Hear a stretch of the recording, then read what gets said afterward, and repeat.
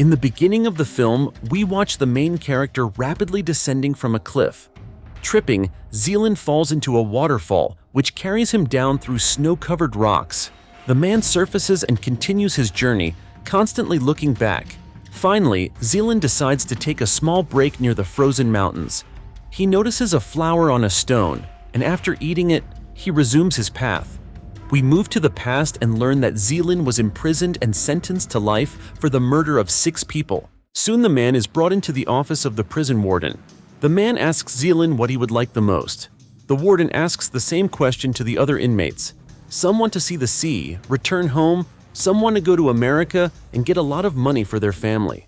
Some, like the monkey, long to take the warden's place or wish that the prison would be wiped off the face of the earth. The man informs Zealand that he can write applications for conditional early release, after which he will be transferred to a special colony far from people. Soon the man, along with other prisoners who agree to the experiment, boards a ship that is supposed to take them to the colony. The hold turns out to be unfit for living, causing unrest. One of the prisoners named Ali begins to ask how many Chechens are among them. Some of the men respond to his question. The appearance of the monkey leads to the death of one of the prisoners to free up space for himself. When the exit from the hold is closed, the prisoners start to panic. Tolya the locksmith suggests that they are being taken out to sea to their demise. Zealand remains aloof from the conversations and excitement. The only one who addresses him is a guy named Nikolai. He is sure that the higher powers are building a third section between hell and paradise for people like Zealand. Nikolai himself is sure that he will fall into the underworld and will invent new tortures so that sinners do not get used to it. The prisoners are floating through strong waves when Ali, along with the Chechens, comes out of his cell.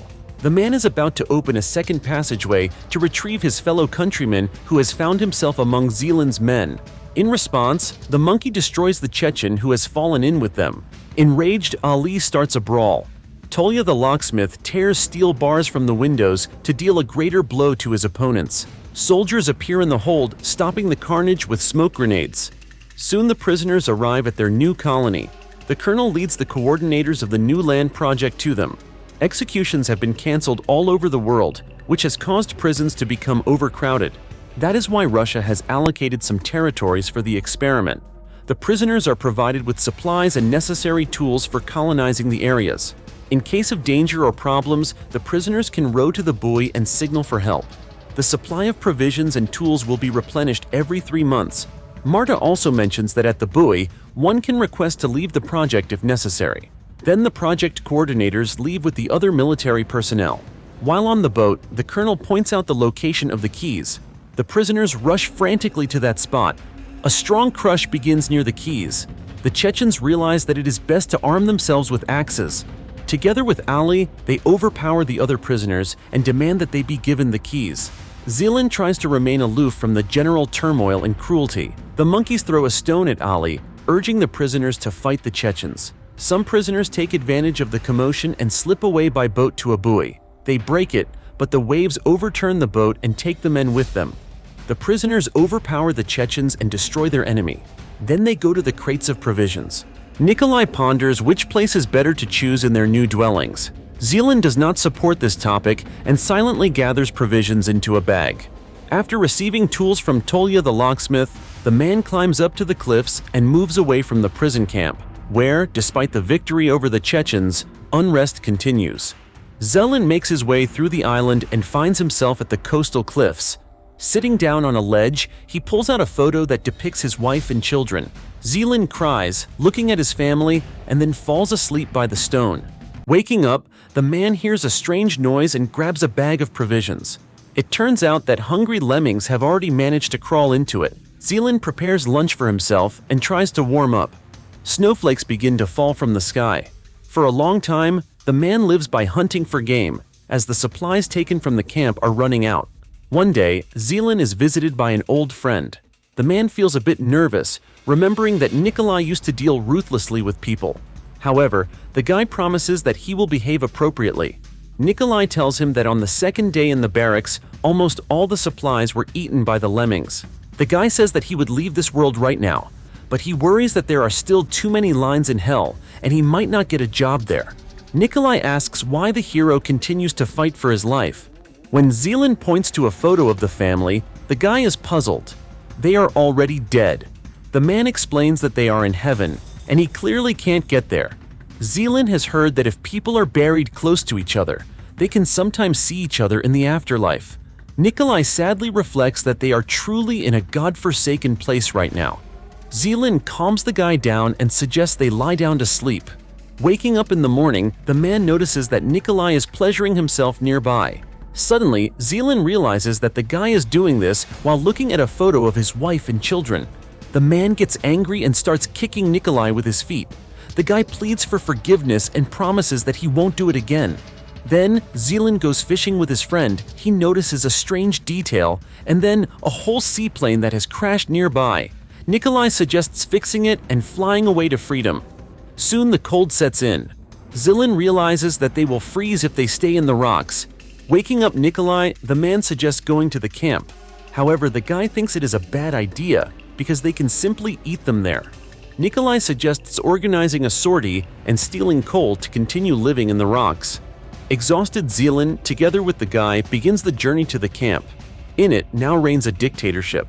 The monkey took everything under his control and divided people into castes. The lowest must wear jackets with the blue side out and be under the supervision of the Estonian. Higher ranks are allowed more freedom and even a rubber woman. Zealand gets to the warehouse with coal and asks the guy to hurry up. However, the frozen Nikolai comes to the dying fire to warm his hands and eat the remains of human flesh. Zealand approaches the lad and, collapsing from the warmth, falls asleep. Meanwhile, the Estonian orders the blue prisoners to return to the barracks. The rule here is that whoever is the last to try to enter the barracks will become the general supper. The prisoners push each other, trying to save themselves from a terrible fate. In the end, the last man is soon dragged to the fire.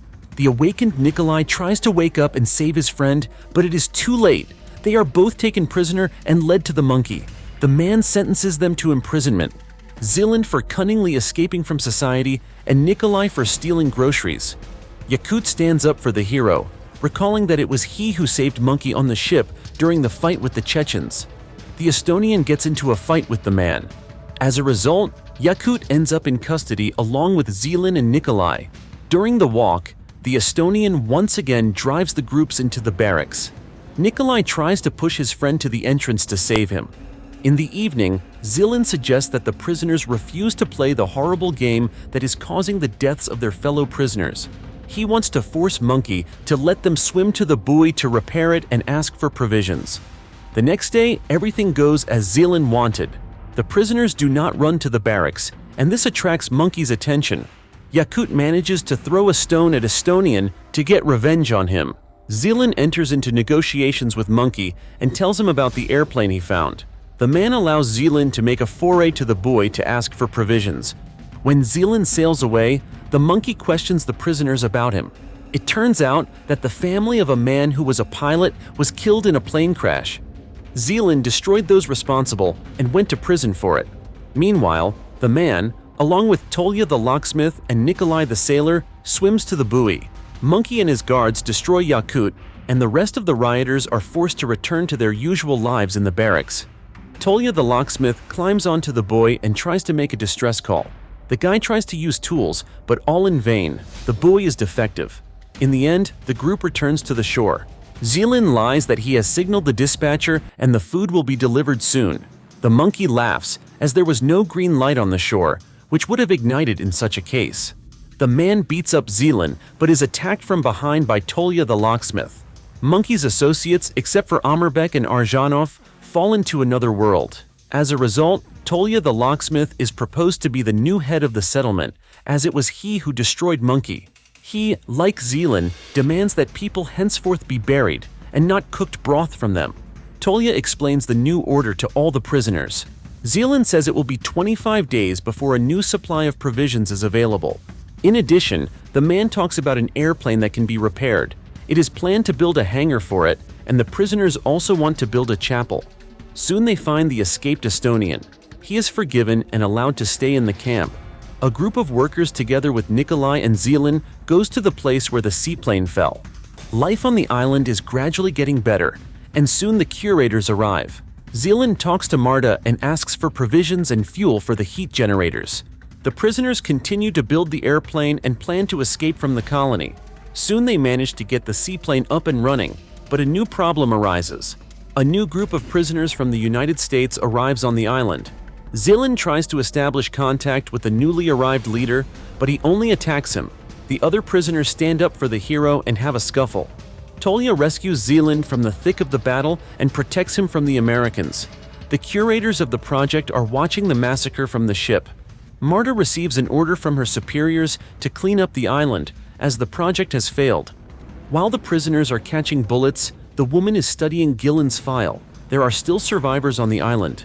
Zealand, Tolia the locksmith, Nikolai and Arzhanov prepare the seaplane for takeoff, intending to leave the godforsaken place.